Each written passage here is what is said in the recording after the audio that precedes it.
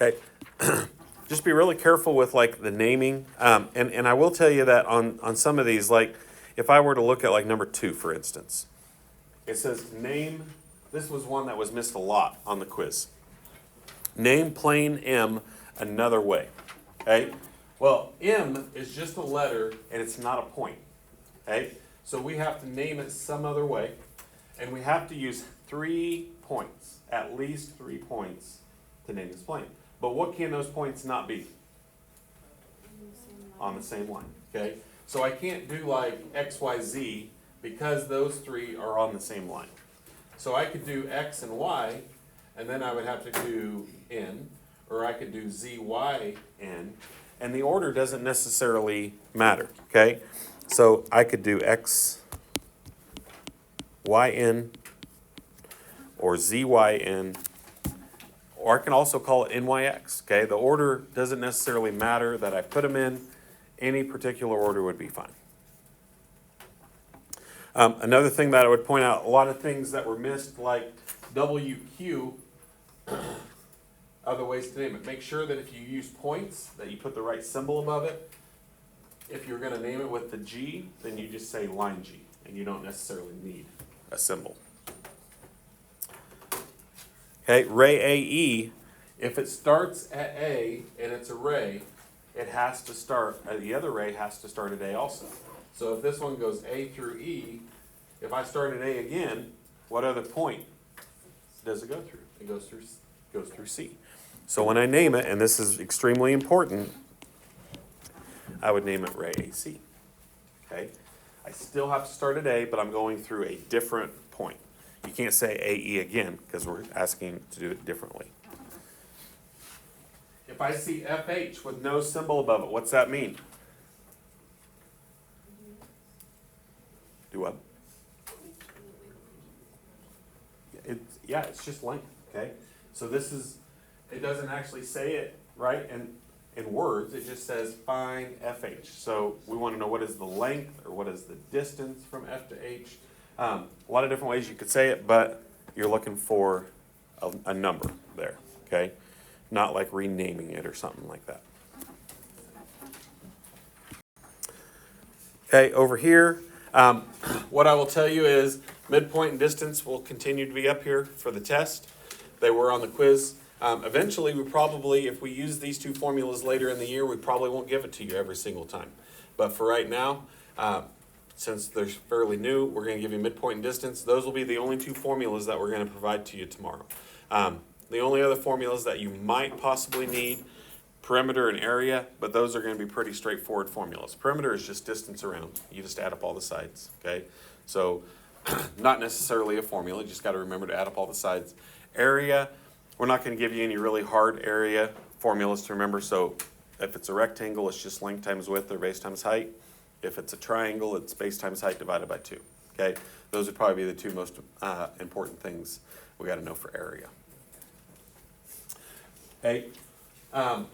Number 8, just recognize that it asks you to find midpoint and distance. You're finding 2 things. So I'm going to take the same 2 ordered pairs, but I'm going to find midpoint and I'm going to find distance. So essentially it's 2 problems on number 8 because you're doing 2 things.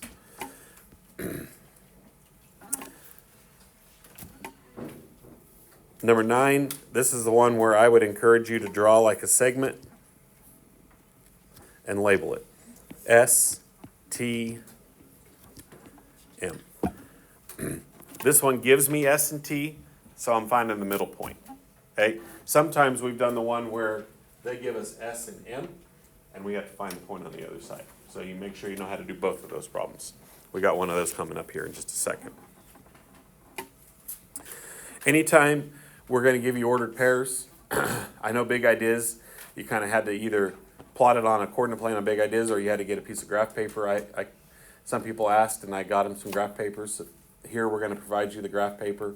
So plot it, that's why it's there, and then find the distance around it. Number 11 is a little bit harder because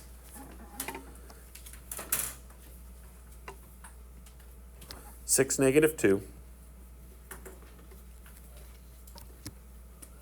6, 5,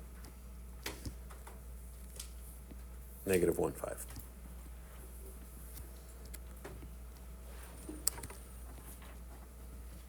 Okay, what we have here is we have a triangle, right? Pretty easy to determine that. I can find the length of this one by counting. 1, 2, 3, 4, 5, 6, 7. Okay, that should be pretty straightforward. As long as it's horizontal or vertical, this one here, I could count 1, 2, 3, 4, 5, 6, 7. They don't necessarily have to be the same length, but these two are. But I can't do that for this side here. So what am I going to have to do to find the length between these 2 points? I'm going to have to do the distance formula.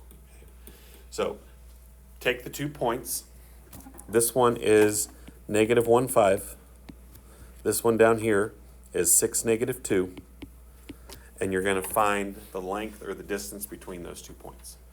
And you got to do the distance formula to get there. We're ready for freshmen N through Z to come get your picture in the South Gym.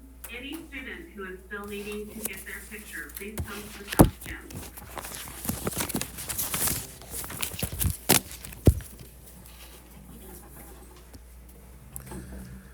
Okay, these are all the angle questions. We've been talking about angles the last couple of days.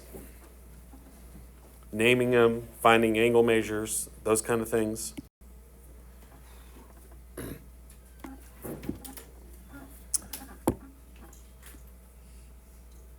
Make sure you know vocab, like what is a straight angle, what is an acute angle, what is a right angle, those kind of things. 18 and 19 are kind of like what we did yesterday. Now, this one doesn't just come out and say it, but what do we know about these two angles together? They equal 90, right? Once again, when I see that little square in the corner, we know immediately that that is 90 degrees. So these two angles together are going to make 90 degrees, okay? What about the one down here on number 19? They're 180. They make a straight line, okay? So these two add up to equal 90. These two add up to equal 180. Find out what x is. So you're going to have to solve an equation for x, and then you have to plug it back in and find out what the angle measures are, okay? Complementary and supplementary are going to be two vocab words that you got to know. If I see supplementary, I see complementary, I got to know what they mean and how to use them, okay? Complementary is 90, supplementary is 180.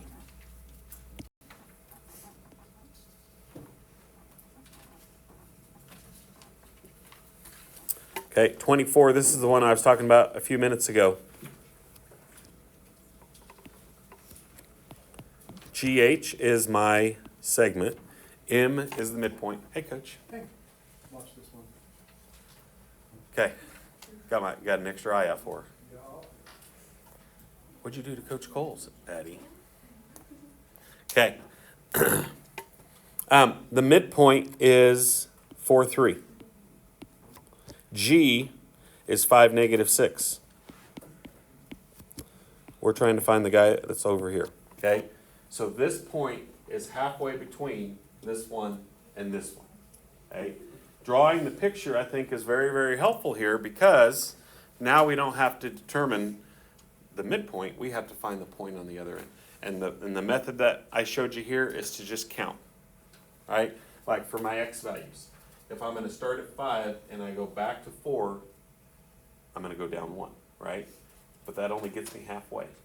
So to get from 4 to over here, what am I going to have to do? Subtract 1 more.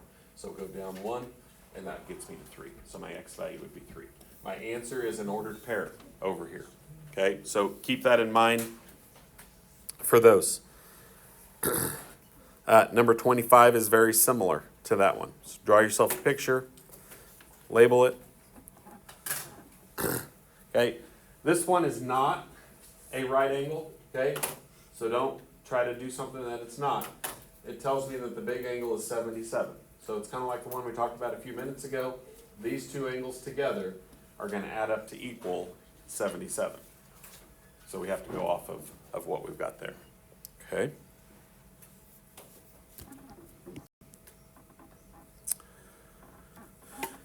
Once again, we see the word supplement in here. Angle 1 and angle 2. Okay. What I'll tell you is on 27, you're only using angle 1. they give you two pieces of information. Angle 28, you're going to use angle 2. Okay, so you're going to use angle 1 on 27, you're going to use angle 2 on 28. Because you're using the same picture for both.